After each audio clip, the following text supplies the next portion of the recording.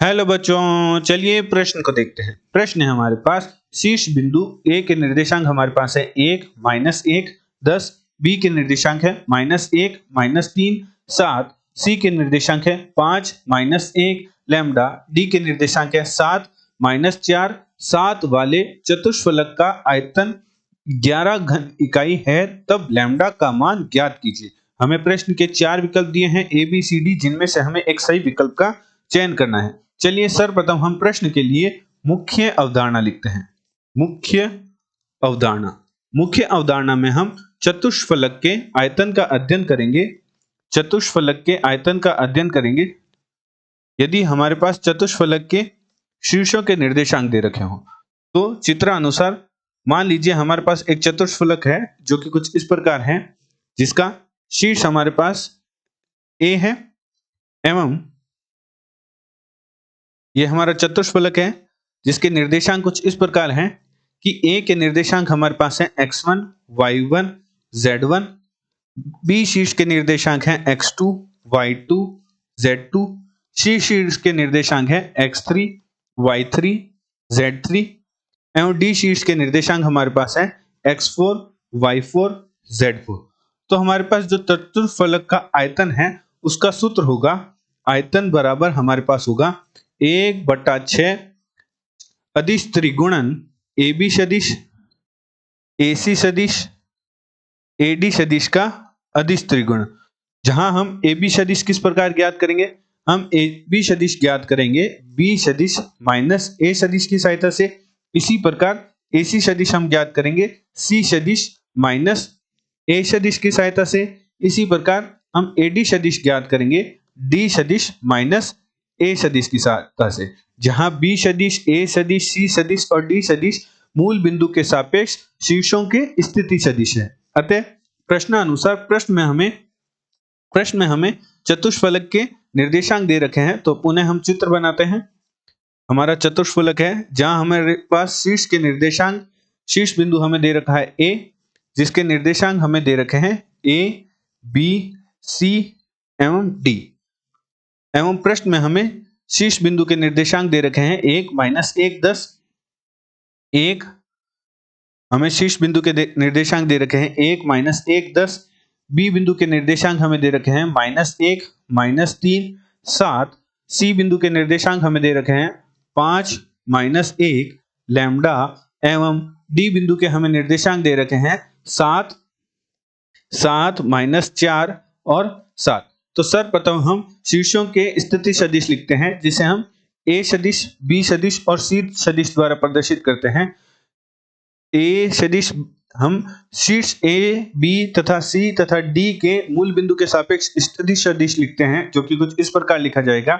ए शीर्ष के लिए स्थिति सदिश लिखा जाएगा 1 i cap -1 j cap plus 10 k cap, जिसे कुछ इस प्रकार भी लिख सकते हैं i cap -j cap plus 10 का k कैप। इसी प्रकार बी सदिश हमारे पास प्राप्त होगा -i cap -3 j cap plus 7 k cap. इसी प्रकार हम सी सदिश लिखते हैं, जो कि हमारे पास प्राप्त होगा 5 i cap -j cap plus lambda k cap. इसी प्रकार डी शीर्ष के लिए स्थिति सदिश लिखते हैं, जो कि हमारे पास प्राप्त होगा 7 i cap -4 j cap plus 7 k cap. अब हम सर्वप्रथम ए बी सदिश, ए बी सदिश, ए सी सदिश और ए डी सदिश ज्ञात करते हैं, जो कि हमने मुख्य अवधारणा में देखा था। तो हमारा ए बी सदिश बराबर होगा, जो कि होगा बी सदिश माइनस ए सदिश करने पर, तो हमारा बी सदिश है वह है -i cap -3 j cap plus 7 k cap minus A सदिश हमारे पास है i cap -j cap plus का 10 का k कैप। तो हमारे पास ए बी सदिश हल करने पर प्राप्त होगा -i कैप मिलकर हमारे पास प्राप्त हो जाएगा माइनस का 2i कैप माइनस का 3 j कैप और प्लस का j कैप हमें दे देगा माइनस का 2 j कैप। इसी प्रकार 7 k कैप और माइनस का 10 k कैप हमें दे देगा माइनस का 3 k कैप। इसी प्रकार हम ए सी सदिश ज्ञात करते हैं, जो कि हमारे पास प्राप्त होगा मुख्य उदाहरण अनुसार सी सदिश माइनस ए सदिश करने पर। तो सी सदिश माइनस ए सदिश करते हैं तो 5i माइनस आई करेंगे तो हमारे पास प्राप्त होगा 4i कैप और माइनस जे कैप और माइनस जे कैप करेंगे तो 0 हो जाएगा, तो हमारे पास प्राप्त होगा 0 जे कैप और लैम्डा के कैप माइनस का 10 के कैप करेंगे तो हमारे पास प्राप्त होगा लैम्डा माइनस 10 के कैप। इसी प्रकार हम एडी सदिश ज्ञात करते हैं तो हमारे पास एडी सदिश प्राप्त होगा 5i कैप माइनस आई कैप करेंगे तो प्राप्त होगा 6i कैप माइनस का 4 जे कैप माइनस माइनस प्लस जे कैप हो जाएगा तो हमारे पास प्राप्त होगा माइनस का 3 जे कैप। इसी प्रकार प्लस का 7 के कैप माइनस का 10 के कैप करेंगे तो हमारे पास प्राप्त होगा माइनस का 3 के कैप। अब हमने मुख्य अवधारणा में देखा था कि चतुष्फलक का आयतन का हमारे पास सूत्र होता है, आयतन बराबर हमारे पास होता है 1/6 अदिश त्रिगुणन, जहां तीनों सदिश हैं ए बी सदिश, ए सी सदिश और एडी सदिश का अदिश त्रिगुणन। तो हमारे पास चूंकि प्रश्न में हमें प्रश्नानुसार हमें आयतन का मान दे रखा है, आयतन बराबर हमें दे रखा है 11 घन इकाई, तो हमारे पास 11 बराबर 1/6 ए बी सदिश, ए सी सदिश और एडी सदिश का अदिश त्रिगुणन के बराबर होगा।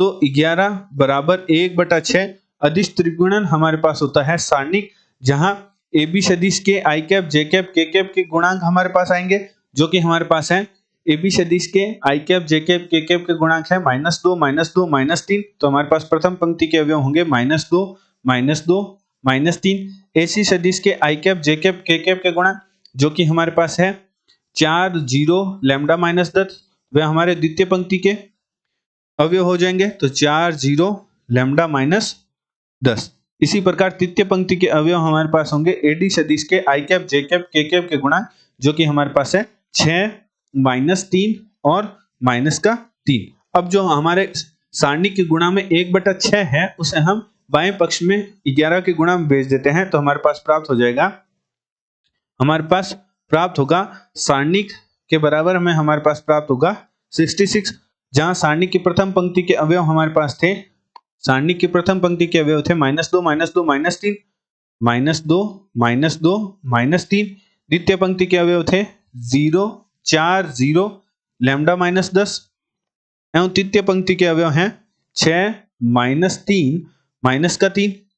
तो सारणी को हल करते हैं एवं लैम्डा का मान ज्ञात करते हैं, तो प्रथम पंक्ति के सापेक्ष सारणी का प्रसार कर देते हैं, तो -2 की गुणा में हमारे पास आ जाएगा 0 की गुणा -3 से तो 0 -3 की गुणा लैम्डा माइनस 10 से करेंगे तो -3 गुणा लैम्डा माइनस 10 -2 की गुणा में हमारे पास आ जाएगा 4 की गुणा -13 से करेंगे तो -12 -6 की गुणा हम लैम्डा माइनस 10 से करेंगे, माइनस प्लस का गुणा में हमारे पास आएगा -3, जिससे हमारे पास यहाँ लिखा जाएगा -3 और -3 की गुणा में हमारे पास आएगा -12 -0 बराबर हमारे पास है 67।